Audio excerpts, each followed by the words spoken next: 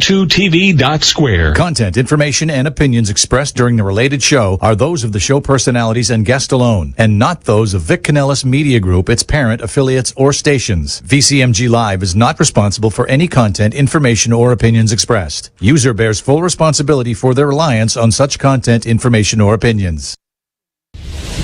Welcome to Making Money with Laura Sanders, a name you can trust. With over 20 years of real estate experience and selling over 150 homes a year, Laura Sanders is the #1 RE/MAX agent in the state of Florida for 2021. Join us each week as we discuss how to make money through buying and flipping homes, to renting versus selling, and everything in between. To join the conversation, call in live. 888-994-4995, Studio A. Hi everyone, and welcome to Making Money with Laura Sanders, and I am your host, Laura Sanders. Every week we talk about something that will help you make a little money, save a little money, or maybe just help you navigate this crazy little world that we live in. Imagine you have been working your job for like 30 years, and one day something that you didn't realize was going on happens and you lose your license. You're no longer a doctor, you're no longer a realtor, you don't have anything anymore, and now you found out that, by the way, you're going to jail for it. So imagine your whole entire life changes. Today, I'm honored to have Linda Varisco with me, who is going to have her autobiography coming out, probably be split up into a couple of books, talking about how she wanted to go visit Martha Stewart, I guess. I don't know. So she ended up in jail, but it wasn't really what jail we all see on The Orange is the New Black. So welcome, Linda. Hi. Hi. Hi, everybody. So the reason why we have you on today is because we wanted to first let everybody know that you're an amazing book writer. You've been writing children's books about My pet squirrel. Yes, so probably the only woman that has a pet squirrel. And she's got a children's book that's out, so that is available for purchase. Tell us a little bit about that book before we get on to how to stay out of jail. Great, thanks. In 2019, a baby squirrel landed on my deck, and we just took it in, and we fell in love, and we started taking care of it, and that became my quest of taking care of baby orphan squirrels. So I go live on TikTok. I have a new baby now that was found about a month ago, and people think I'm absolutely crazy, and then I release them back into the wild, and they live their best squirrel life. I just help them along the way until they get to that point.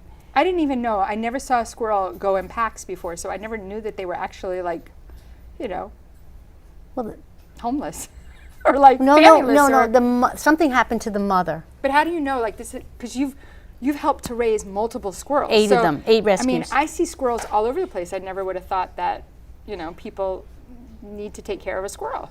They don't, but when something happens to the mother who's nursing them, squirrels don't even open their eyes until they're 4 weeks old. So all of a sudden, they're looking for their mom to feed, and she doesn't come back to the nest. So then they start running around, and they fall usually from the nest, and then people find them or predators find them. So because of my reputation as the squirrel whisperer, a lot of people in South Florida are bringing me squirrels. Yeah.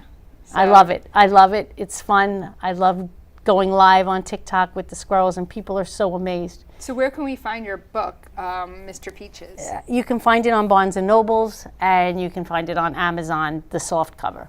Okay. I should have brought a book to show everybody, but...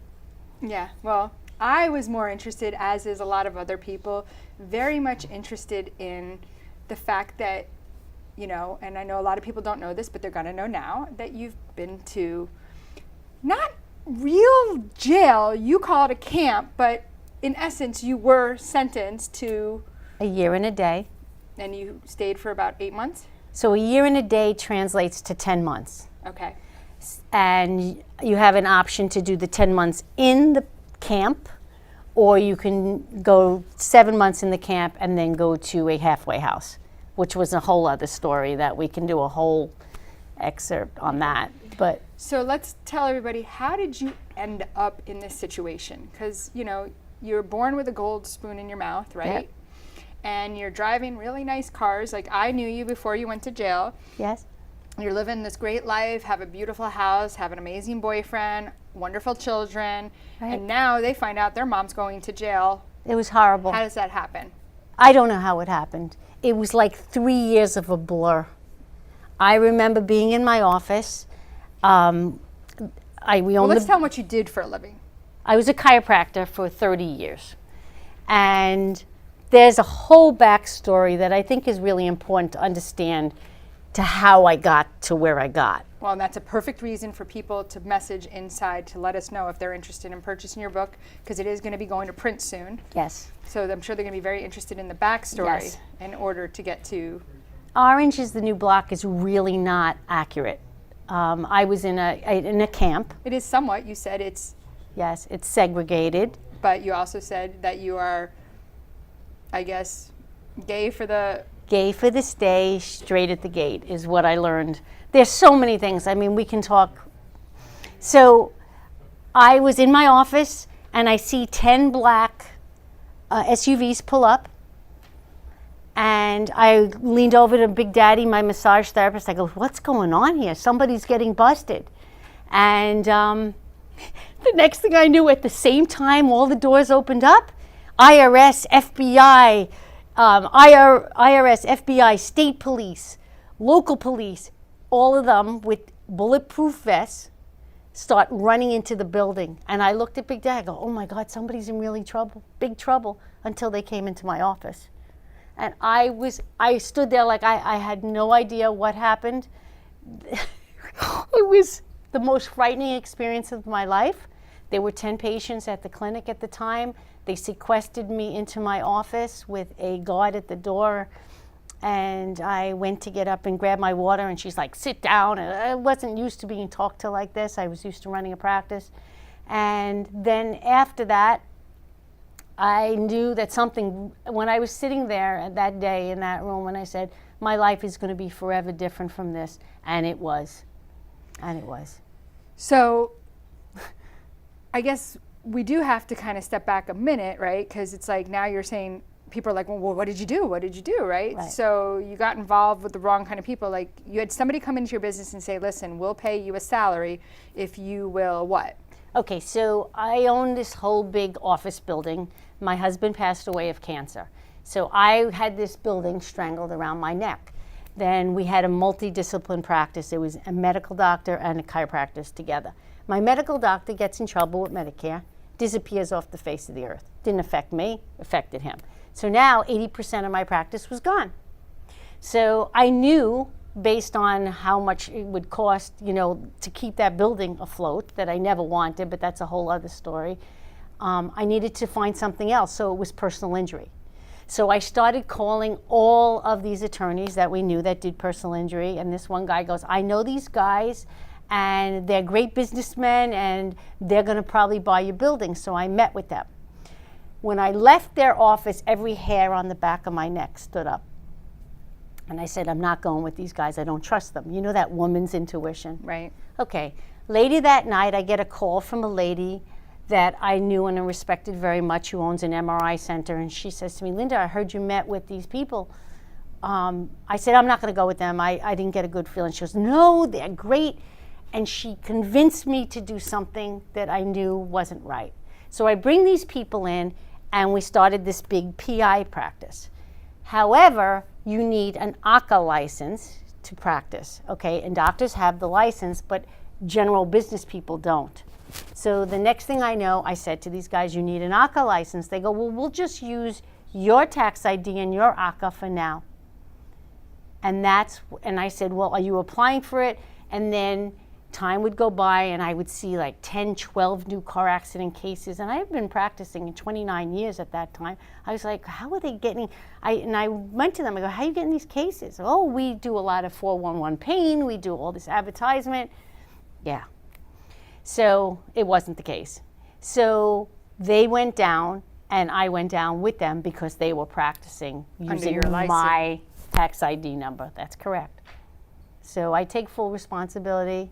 It was a horrible situation, but I wasn't the mastermind. I wasn't collecting all this money, but whatever. Yes, So, I had to hire a criminal attorney. that's got to be expensive. Oh, it was wonderful. And anyway, we get to court, and the attorney said to me, "Oh, let me backtrack. I actually cooperated with the federal government for 3 years. So for 3 years, my life was on hold. Okay, I knew that it was going to hit the fan, but I just didn't know when. So I just kept going. I didn't know. But on the day that the raid happened, they confiscated all my paperwork, my computers, everything.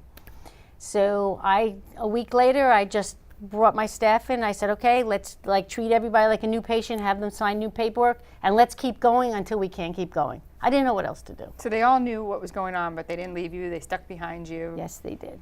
Okay. Yes, they did. So we're going to go to commercial break. When we come back, I want to talk about what is it like in the camp. Tell us what it's like, what it happens at nighttime, like, how is it different than bars, or, tell us about the camp, jail, and, again, this is, an interesting story, and it's also something for people to listen and read to know how to not end up in this situation. So we're going to go see our wonderful sponsors, and we'll be right back. Whether you're buying, selling, refinancing, or building your dream home, you have a lot riding on your loan specialist. Max Fish, a top 1% mortgage loan officer in the nation, will give you a same-day qualifying quote. Max Fish is committed to providing his customers with mortgage services that exceed their expectations. Ensuring that you make the right choice for you and your family is his ultimate goal. Contact Max Fish today at 954-729-6933 or max.fisch@nwmcorp.net. At JK Closing Attorneys, we do all of the same things that a title company does, but with the benefits of being a law office. We can help with residential real estate, short sales, commercial real estate, refinances, 1031 exchanges, and FRIPTA withholding. Contact JK Closing Attorneys today at 954-332-3111. Again, that is 954-332-3111. You have been watching Making Money with Laura. For more information, contact Laura Sanders at 954-650-0827 or visit her website at theloracell.com. And now back to the show. Welcome back to Making Money with Laura Sanders, and I am your host, Laura Sanders. We're here today with Linda Varisco. She was a chiropractor. Now she is actually helping to run her fiance's business. So totally different situation. She's now helping running a plumbing company, and so it's not totally in the poopers, but can't say anything else. And she's doing an amazing job helping him with that, but at the same time, she's written her memoirs, and we're going to talk with Linda about what is it like to be in the camp. It's a little bit better than being in jail per se. Right. And how do you jump past going to jail? Is it the kind of crime that you've committed? Even though I know you really don't feel like you did it, you kind of got stuck in the middle of something. And I think that's why, number one, today, it's like, when I say Making Money with Laura, like, number one, you could save a lot of money by not having to hire a criminal attorney, by not turning a blind eye, or when you feel like something's not right, and I know the money feels great, sometimes you got to say, is it going to be worth what the end result brings? That's correct. So tell us about what it's like in jail. Or we're not really in jail, but you know what I mean. Okay, so I was in Coleman, which is it's in the Southern District of Florida. It's outside of Orlando in cow country. It's part of there's 2 penitentiaries, a low, a medium, and then the camp, which was the only female part of it. All the pens and the lows and the mediums were all men. It is a working camp. So you have to get a job when you get there. But backing up to that, I was terrified. I had to self-surrender on June 1st. The judge actually, the one nice thing he did was he let me see my son graduate college and my daughter graduate high school. So I didn't go in. I had to self-surrender on June 1st. So it was a whole different feel. And I remember pulling up to this scary looking building, and my daughter goes, "Mom, stay in the car."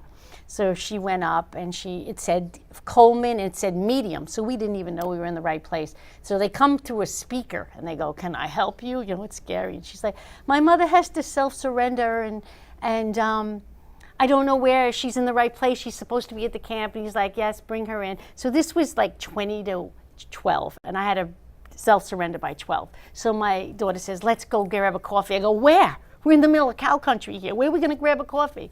So I said, "Listen, it was my mother and Aunt Pat, my father's wife, who I so appreciate that she was there with me every step of the way."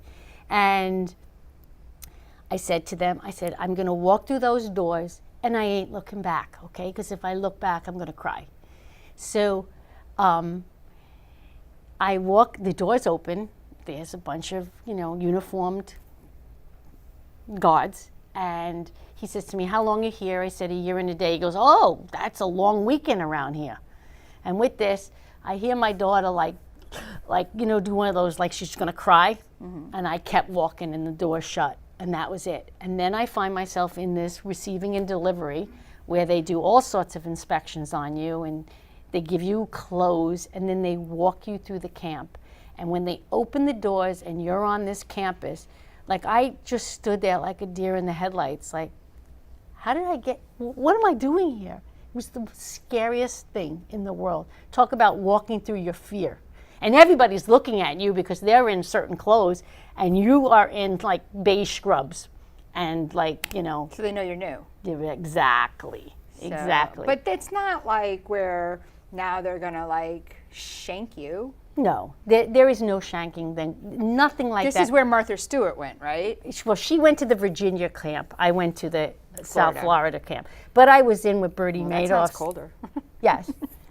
I was in with Bernie Madoff's secretary. I was in with the mayor of North Miami Beach. And like a lot of white collar. What did the mayor of North Miami Beach do? I have no idea. She wasn't the most friendly woman. And everybody's innocent in there. So you don't ask questions like, the one question you don't ask is, how'd you get here? How long do you have? You learn that right away. Interesting. So they took me to the chapel where they do what's called helping hands. And the girls donate things because you don't have anything, nothing. So the girls donate like toothbrushes and soap and flip-flops because God forbid you would walk on those shower floors without flip-flops. So. And then they brought me to my bunk, and I met a bunkie, which is something I've never heard of. And so you're in a giant room with 150 other women. I was on the top bunk, and at nighttime you can see all the other women sleeping up there. You hear who's burping, you hear it all up there. God. And I got to the bunk, and I sat on my bed, and I just started to cry. I was so frightened. And my bunkie, a lovely lady from Delray Beach, she grabbed my hand, and she said, "Come on, we're going for a walk." And they have a track. And she said, "Okay, get it out." And I just cried. And we walked around. And then, I don't know, it was like, okay, I'm okay. What did your Delray lady do? Some sort of mortgage fraud. Her and her husband were in for a while. She said she didn't know anything about it. See, this is the thing with the feds. If they want you, they're going to get you. They can get you for conspiracy. So you think you have all these white-collared workers in there, but once drugs became a federal offense, it's a 10-year minimum now. So now you're putting white-collared judges, attorneys, doctors in with drug addicts and drug dealers, cartel. In there? In there. So we had a lot of, from Puerto Rico, they were shipping some girls in there into the camp. And it's very segregated. It's just, that's the one thing about Orange is the New Black that I can tell you that's the same. It's very segregated. The blacks, the Hispanic, and all the other. Well, let me make sure that I tell you that if you are interested in getting this book when it is ready, and we're still trying to figure out the name, right? Because it's Orange is not the New Black, maybe, right? Put your comments in the comment section and put your name and your email and whatever you'd like, and we will reach out to you to let you know when this book is ready, because definitely 90 days, less than 90 days. Yeah, I just that it's going to print, that Yes. it's been published, it's going to be coming out soon. So you definitely want to take a look for that. You can always reach out to me, and I can definitely link you, because I'm sure it's going to be sold on Amazon. I think it's going to be a bestseller. I've heard some excerpts from it, and it was amazing. So we're definitely going to have you back on to definitely read some of it, so people can kind of get a little bit better. So we'll always give you notice that we're going to have, I call you Dr. Linda, we're going to have you back. Sorry, I just wanted to make sure I got that out there for people, because I know time runs fast on this. Yes. So and there's so much, and there's just so much to say. Yeah. I don't even know where to start. So you said that one night your arm was hurting you, and you were laying in bed, and...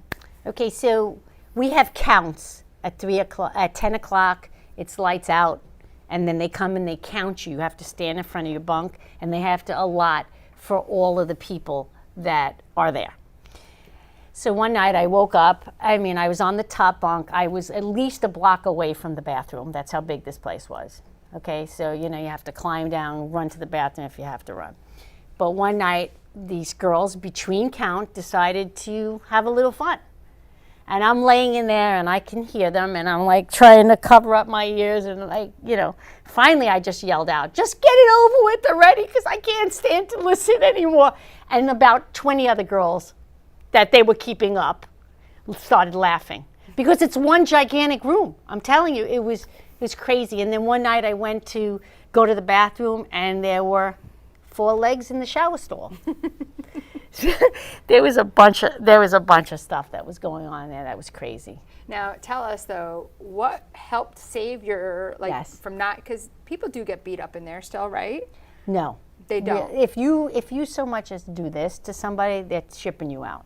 Okay. So these girls that have long sentences, when they arrive at the camp, they're like so excited, like they were arriving at a cruise ship or something, because there's no bars, there's no nothing. You can walk out, you walk to work. By the way, I drove a forklift. Was that your job? Yes. I was a row girl. I did inventory coming in, coming out. I wanted to stay away from the dorm, because that's where the hub of all the drama starts. Really? So I wanted to distance myself, and that's when I had a desk. We had a microwave. I got to write my book there, and I did my job, which probably took me like an hour and a half a day, and then I wrote. But what saved me in the camp was my hands, because there really is no medical in the camps, none. And what happened was I had a black bunkie, and she brought me into the black community, and I was thrilled about that. And then I worked by a bunch of Hispanic ladies who wouldn't talk to me. And they just ignored me like I didn't exist, until one of them couldn't turn their neck. And then this lady who was bilingual, she said, "Linda, do you think you can help them?" Because everybody knew I was a chiropractor. So we set up like a mock table in the back of my row with a bunch of cardboard boxes, and I became the in-house chiropractor. And then they loved me. I worked on sciatics, migraines, and these hands saved me. So I became very popular with everybody. So I wasn't segregated at all. I was the... Yeah, but that doesn't always mean, and you won't always end up in the camp. You could end up behind bars. So, exactly. This is more of like a white collar crime. And again, it was something she really didn't know that was going on, but you got to go with your gut, your women intuition. So if you are interested when the book's coming out, please put your comments in the comment section of your name and your email address, and we will definitely reach out to you. And like always, time flies when you're having fun. So thank you very much for listening to Making Money with Laura Sanders. And if you're looking for a top agent and want to get that house sold, or confused about the new buyer laws, give me a call at 954-650-0827. And again, thank you for listening with Laura Sanders. Till next week.